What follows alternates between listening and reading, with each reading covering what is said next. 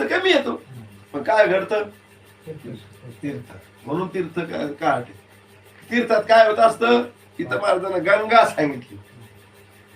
नुसती गंगा जरी नाही आपण तीर्थ घ्यायचं कोणतं बी. भीमा आली त्याच्यात, हा इंद्रायणी आली त्याच्यात, बरोबर आहे की नाही.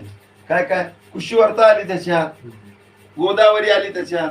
मग अनेक प्रकारचे जे तीर्थ आहेत त्या तीर्थामध्ये काय जातं, पाप जातं. पण कोणतं चांगलं ध्यानात राहतं, तीर्थाला गेल्यावर फक्त काहीकच पाप जात. आम्ही निर्दोष झालो असं समजू नका.